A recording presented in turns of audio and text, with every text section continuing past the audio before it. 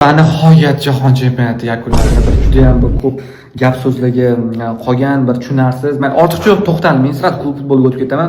Klub futbolini kutayotganlar, xudo xolisi juda ham ko'p kuttirib qo'ymaydi. Yana 32 kundan keyin APL boshlanadi. Va meni hozir o'ylantirayotgan savol, Manchester United bir nechta transferlar qilishga ulguradimi? Ya'ni yarim himoyachi olish kerak, yana hujumchi olish kerak. Ko'rdinglar Zirkziyani o'sha o'rtoqlik o'yinida. To'g'ri, o'rtoqlik o'yini bu, lekin juda ham bir boshqacha darajani ko'rsatdi. Men hayron qoldim.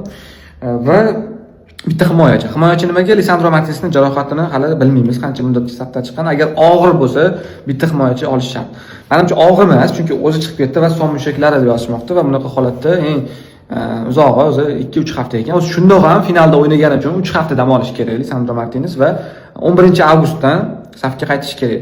Umid qilamiz shu paytgacha bemalol sog'ayib safga qaytadi va jamoani qolgan o'rtoqlik o'yinida ishtirok etib, yangi mavsumda, ya'ni rasmiy o'yindan maydonga tushib boshlaydi. Menimcha hozirda bizda eng ideal juftlik Lisandro Martines va Maguire bo'ladi, agar Lisandro sog'-salomat bo'lib tursa. Chunki delikti yo'q. Yoro'ni bilmadim, Yoro'ning pozitsiyasi bor, Maguire ko'proq. Maguire Heaven yoki Maguire Martines ko'rishimiz mumkin. Keyin bilgan bo'lsangiz, shu o'rtoqlik o'yinida video qilmadim o'yindan keyin. Birinchidan bu o'zi o'rtoqlik o'yini va futbolchilar qanaqadir jonni ham bermaydi va ikkinchidan juda ham bir aralash tarkib tushdi birinchi taymda.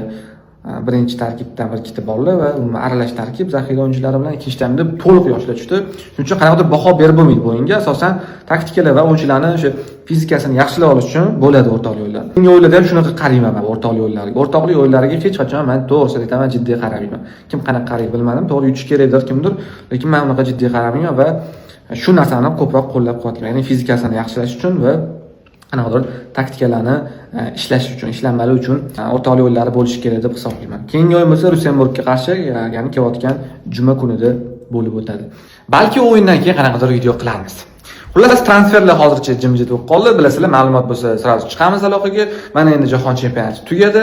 Endi qanaqadir qizg'in voqealar guvohiga aylanishimiz mumkin. Kuzatishdan to'xtamanglar, qo'llab-quvvatlab tursanglar, albatta yangi ma'lumotlar bilan ulashishda davom etamiz. Come on, guys. Bitta narsani aytish esimdan chiqibdi. Kecha futbol yutdi.